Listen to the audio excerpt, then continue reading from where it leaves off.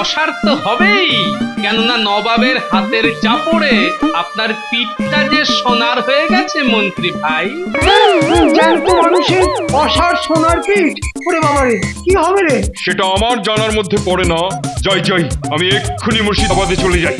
এক রাতের মধ্যে সেখানকার সব কিছুকে সোনা করে নিয়ে তমাম দুনিয়ার বাদশাহ বনে যাব আমি। হ্যাঁ, এই নবাব বাহাদুর, আমাকে অর্ধেক সোনা আর অর্ধেক মানুষের একটা জড়ভারত বানিয়ে আপনি চললেন কোথায়? বৎসর বেলেক। না, ছাড়বো না, ছাড়বো না। তাহলে খা, চাটিয়ে চড় খা।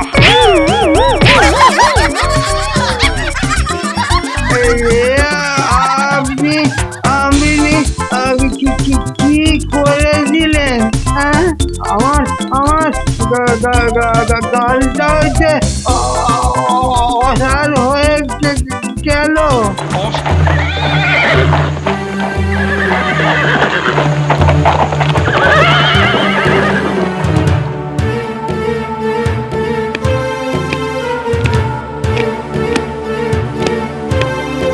মহারাজ কৃষ্ণচন্দ্র, আমি মুর্শিদাবাদ থেকে আসছি। মুর্শিদাবাদ? তা রাজধানীর খবরাখবর সব ভালো তো? নবাব বাহাদুর কেমন আছেন? নবাব বাহাদুর আপনাকে এই চিঠিটি পাঠিয়েছেন। নবাব বাহাদুর বলেছেন এটি ভালো করে পড়ে আপনার উত্তর আমাকে মৌখিকভাবে জানিয়ে দিতে।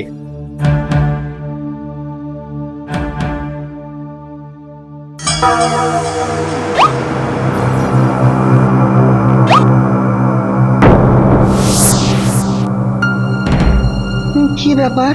মহারাজকে কেমন যেন চিন্তিত দেখাচ্ছে। আমার হাতে কিন্তু বেশি সময় নেই মহারাজ, উত্তরটা আমায় একটু তাড়াতাড়ি দিয়ে দিন। এর যে কি উত্তর দেব সেটা তো এই মুহূর্তে আমি ভেবেই পাচ্ছি না। তবে ওই নবাব বাহাদুরকে গিয়ে বলবে আমি যথাসাধ্য চেষ্টা করব। বহুত খুব, বহুত খুব। আমি তাহলে এখন আসছি মহারাজ। মহারাজ, চিঠিটা কি খারাপ কিছু লেখা আছে? হ্যাঁ, ভয়ঙ্কর রকমের খারাপ। জানি না এর থেকে কি করে পরিত্রাণ পাবো। না না, আমি আর কিছু ভাবতেই পারছি না মন্ত্রী। কিন্তু কিন্তু চিঠির বিষয়ে কিছু জানতে না পারলে আমরা আপনাকে কিভাবে সাহায্য করব মহারাজ? তাহলে শোনো, নবাব বাহাদুর আমার কাছ থেকে 1000 কেজি সোনা দাবি করেছেন। 1000 কেজি সোনা? এবং আজ থেকে 3 সপ্তাহের মধ্যে সেটা মুর্শিদাবাদে পৌঁছে দিয়ে আসতে না পারলে না পারলে? তিনি আমার রাজপাট সব কেড়ে নেবেন। সর্বনাশ!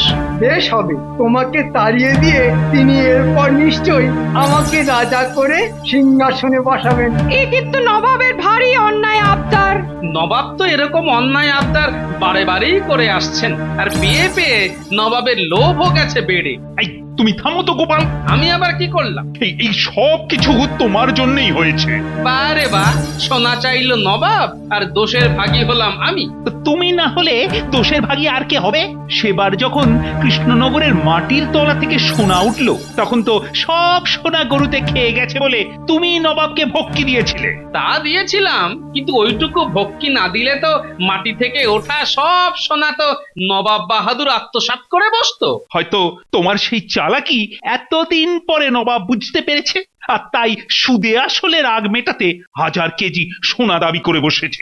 বলছি ওই, আমি কি একবার নবাবকে বোঝাবার চেষ্টা করব? তাই খবরদার খবরদার, একেবারে ওসব করতে যেও না।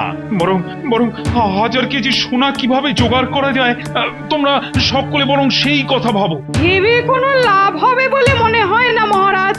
এই কৃষ্ণনগরে সব ঘরে যত সোনা আছে সেই সব সোনা একসাথে জড়ো করলেও তো 1000 কেজি ধারে কাছে পৌঁছবে না। তাহলে সকলে দূর হয়ে যাও আমার সামনে থেকে। বাবা, মহারাজ কৃষ্ণচন্দ্র, বড় যাতা করে পড়েছ তুমি। দেখি কি করে নিস্তার পাও।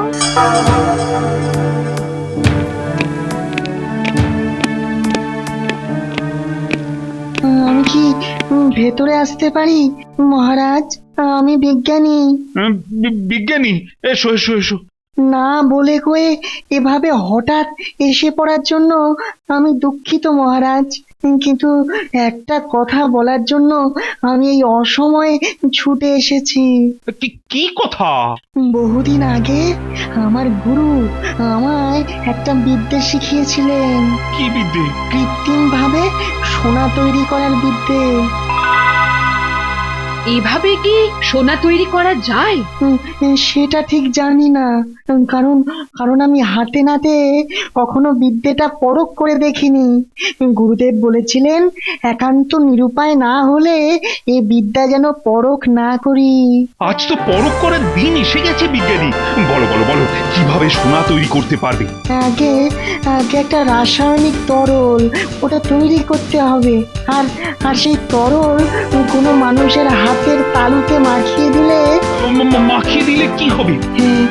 ওই ওই হাত দিয়ে যা ছোঁয়া হবে হাতের স্পর্শে আর রাসায়নিক তরলের জাদুতে সেটা সোনা হয়ে যাবে। আরে বাস, বিজ্ঞানী সোনা বানাবে।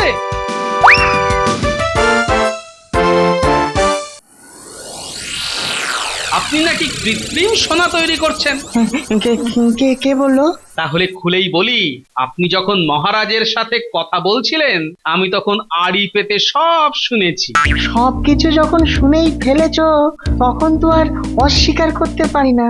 মহারাজকে এই বিপদ থেকে বাঁচাতে আমি কৃত্রিম ভাবে সোনা তৈরি করব ঠিক করেছি।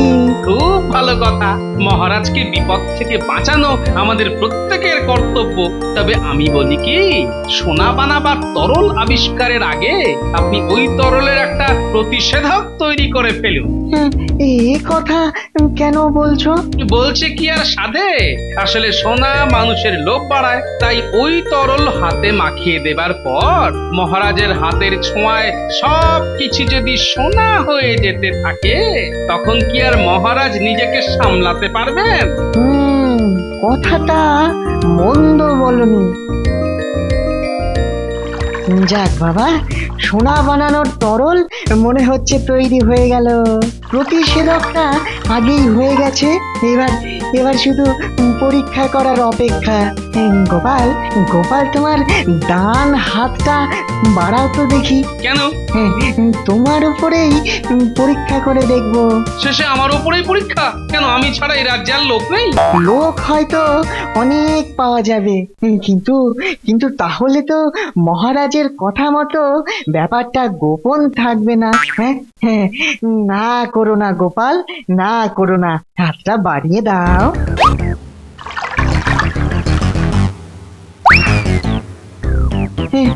কি হলো গোপাল? বলি, প্রতিষেধকটা কি বানিয়েছেন? হ্যাঁ অবশ্যই, এই দেখো এই কাচের বোতলে রাখা আছে। তাহলে এই বাড়িয়ে দিলাম হাত। এবার এবার তোমার ডান হাত দিয়ে এই ঘরের কিছু একটা স্পর্শ করো তো।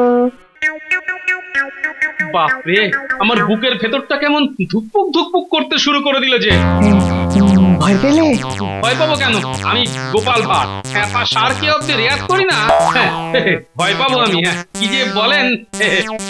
তাহলে না, ওই মনের ভেতর কেমন যেন একটা ওই উত্তেজনার সৃষ্টি হচ্ছে। ঠিক আছে, আপনার এই লেখার কলমটাকে ছুঁলাম আমি। জয় জয় বিজ্ঞানের জয়। আশ্চর্য, কলমটা সত্যি সত্যি সোনার হয়ে গেল। দেখি দেখি দেখি, এবার এই কাঠের টুলটা ছুঁয়ে দেখি। টুল সোনার হয়ে গেল। প্রতিষেধক, বিজ্ঞানী প্রতিষেধক কোথায়? দিন দিন, এটা এবার আমার হাতে মাখিয়ে দিন। কেন গোপাল, এত তাড়াতাড়ি কেন? আরো কিছু সোনার করে নাও না কেন? কেউ জানতে পারবে না তো? হ্যাঁ, সেগুলো সবই তোমার হবে। ওরে বাবা, না না না, আমার অত সোনার দরকার নেই। কথায় বলে না, মন না মতিভ্রম। যদি সোনার নেশায় পেয়ে বসে আমায়, না বাবা, এই বেশ ভালো আছি। লাগান লাগান লাগান, আমার হাতের তালুতে প্রতিষেধক লাগান।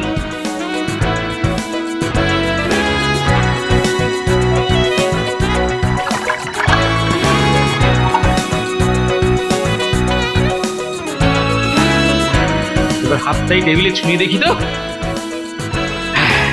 যাক, বাবা নিশ্চিন্ত, টেবিল আর সোনায় পরিণত হলো না। বিজ্ঞানী, সত্যি আপনি ধন্য। এগুলো একটু আগে আমার হাতের স্পর্শে সোনা হয়ে গেছে।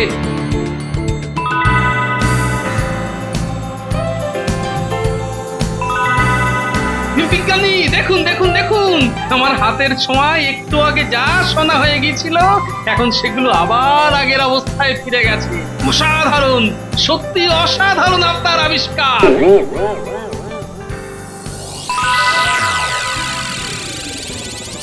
অসাধারণ বিজ্ঞানী, অসাধারণ তোমার আবিষ্কার। ওরে বাবারে, কোথা যাবো রে? সত্যি বলছি, নিজের চোখকে অবধি বিশ্বাস করতে পারছি না আমি। হাতের ছোঁয়ায় সোনা, এত বড় একটা পালঙ্ক চোখের পলকে সোনা হয়ে গেল। আচ্ছা বিজ্ঞানী, এই পালঙ্কটার ওজন কত হবে? হ্যাঁ, মনে হয় 1000 কেজির অনেক বেশি হবে। আপনার প্রয়োজন এতে মিটে যাবে মহারাজ। আরে প্রয়োজন কি এত সহজে মেটে বিজ্ঞানী? আমি আরো আরো সোনা চাই। অনেক অনেক সোনা, রাশি রাশি সোনা। তাহলে গোপালের অনুমানই ঠিক।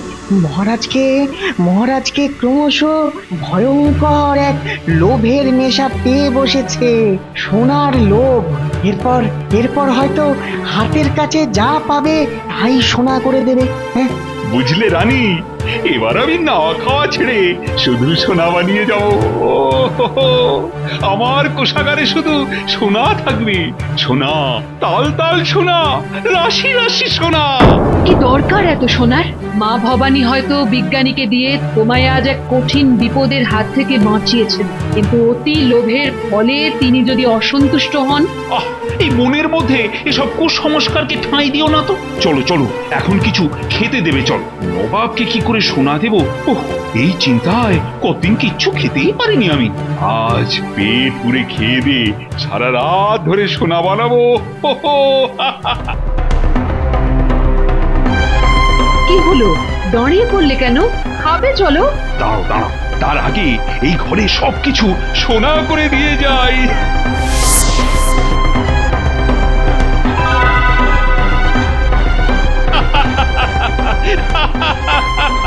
সোনা সোনা, সব সোনা। কি পাগলামি করছো? খাবে চলো চলো।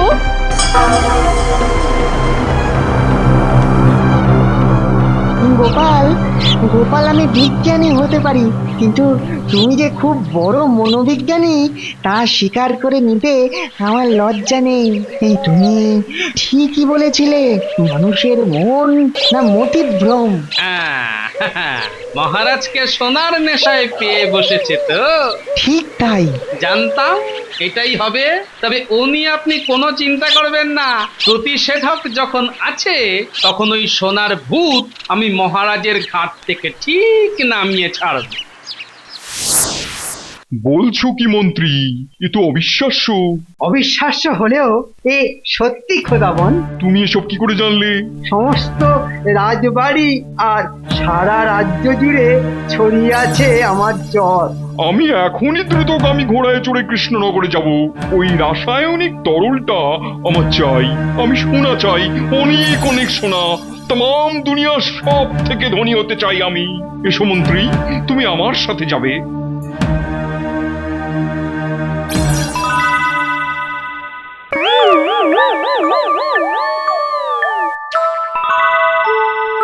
চলে কি হলো? সবকিছু তো সোনা হয়ে গেল। আমি খাবো কি করে? সর্বনাশ, তোমার হাতের ছোঁয়ায় যে ভাতের গ্রাস মুখ অব্দি পৌঁছলো না গো। কি হবে এখন? হায় হায় হায়, আমি কি না খেয়ে মরবো নাকি?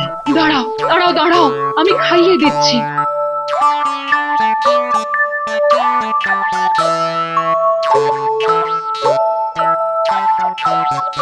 বাবারে, উফ উফ, মাছের গাল্লায় কি ঝাল! উফ,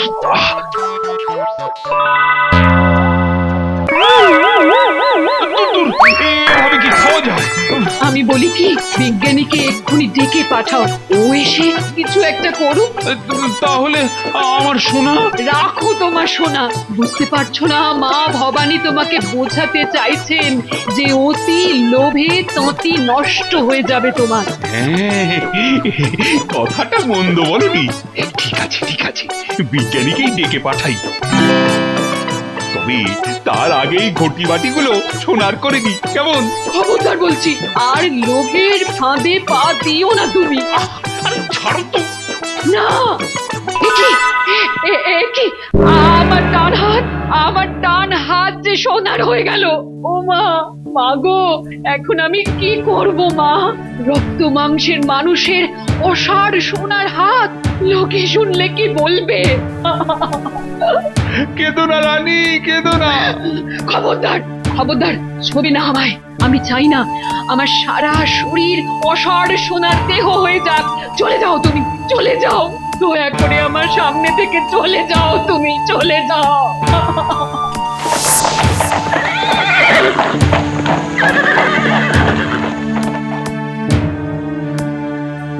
হ্যাঁ, ব্যাস হয়ে গেল। ওই প্রতিষেধক লাগিয়ে দিলাম, আপনার হাত আবার আগের মতো স্বাভাবিক হয়ে গেল। হ্যাঁ, কই কই দেখি তো। হ্যাঁ, যাক বাবা, বাঁচলাম।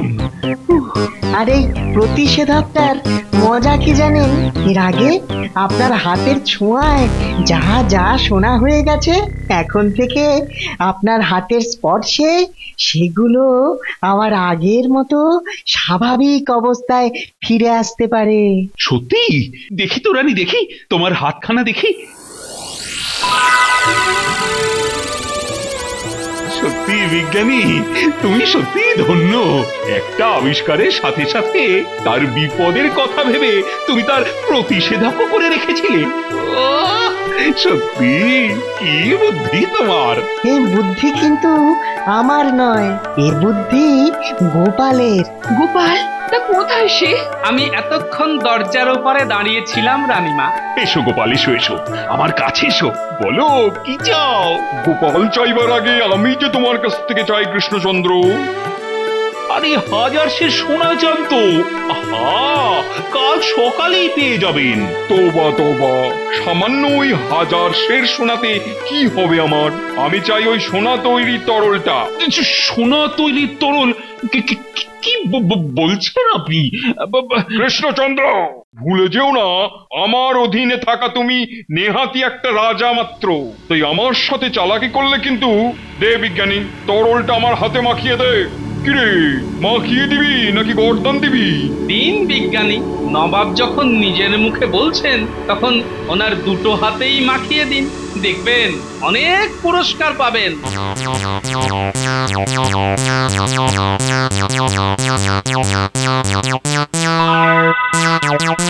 এবার পরখ করে দেখতে হবে। ইয়া আল্লাহ, এটা তো সত্যি সত্যি সোনার হয়ে গেল। খোদা মেহেরবান, আজ থেকে আমি হাতের সামনে যা পাবো সেটাই সোনার করে দেবো। সোনা, শুধু সোনা, তাম দুনিয়ার মালিক হয়ে যাব আমি। আর এমন একটা খবর দেওয়ার জন্য আমি কি পাবো? এই, ঘর শত্রু বিভীষণ, তুমি তাহলে পশ্চাৎ? এই, ধমকাবেন না, আমি এখন নবাবের খাস লোক, তাই না নবাব বাহাদুর? বহুত খুব, বহুত খুব। আরে, এ কি হলো? সারা পিঠটা এমন অসাড় হয়ে গেল কেন? অসার তো হবেই, কেননা নবাবের হাতের চাপড়ে আপনার পিঠটা যে সোনার হয়ে গেছে মন্ত্রী ভাই। জ্যান্ত মানুষের অসাড় সোনার পিঠ, ওরে বাবারে, কি হবে রে? সেটা আমার জানার মধ্যে পড়ে না। যাই যাই, আমি এক্ষুনি মুর্শিদাবাদে চলে যাই। এক রাতের মধ্যে সেখানকার সব কিছুকে সোনা করে নিয়ে তমাম দুনিয়ার বাদশাহ বনে যাব আমি। হ্যাঁ, এই নবাব বাহাদুর, আমাকে অর্ধেক সোনা আর অর্ধেক মানুষের একটা জড়ভারত বানিয়ে আপনি চললেন কোথায়? বৎসর বেলেক। না, ছাড়বো না, ছাড়বো না। তাহলে খা, সাটিয়ে চড় খা।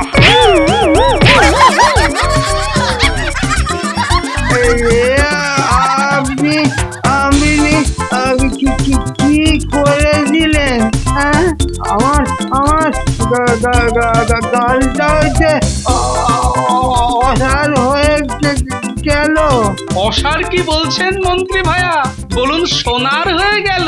আরে আপনি এখন নবাব বাহাদুরের খাস লোক, তাই চাপড় খেয়ে পিঠ, চড় খেয়ে গাল লাল না হয়ে সোনার তো হবেই।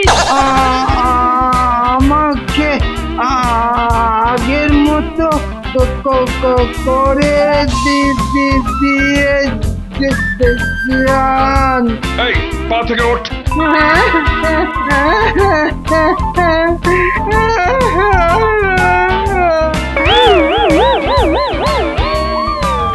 চুপ।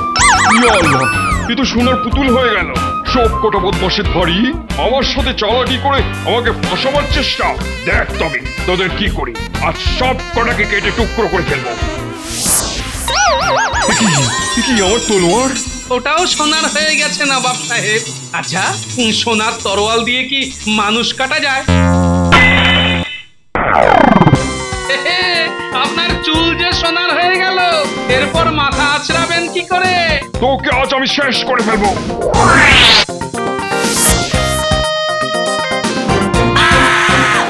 ওরে বাবারি, এ কি মশারে! কৃষ্ণচন্দ্র, বাঁচাও কৃষ্ণচন্দ্র, আমায় বাঁচাও। সত্যি বলছি, আমি সোনা চাই না। আমি শুধু ওই সোনার হাতের অভিশাপ থেকে বাঁচতে চাই। আমার আর সোনা চাই না, আমি বাঁচতে চাই। আমায় বাঁচাও। ঠিক আছে ঠিক আছে, বাঁচিয়ে দেব। তবে আপনাকেও কথা দিতে হবে যে আপনি আর কখনো আমাদের মহারাজকে যখন তখন যা তা চেয়ে উত্তক্ত করবেন না। কথা দিলাম, কিন্তু গোপাল বাঁচাও। বিজ্ঞানী, নবাব বাহাদুরের হাতে প্রতিষেধকটা লাগিয়ে দিন তো।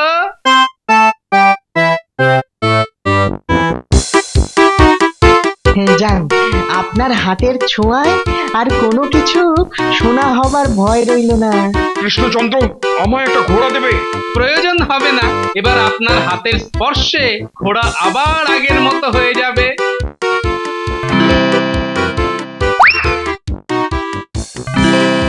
যাবার আগে আমার আগের মতো করে দিয়ে যান। না না না না, যে অন্যায় করেছো তাতে এত সহজে তোমার নিস্তার নেই। তোমার ব্যবস্থা আমি করব। হ্যাঁ, এখন কিছুদিন না হয় এরকম আধা মানুষ আধা সোনা হয়েই থাকুন। লোকে চিড়িয়াখানায় টিকিট কেটে আপনাকে দেখতে আসবে, তাই না মহারাজ?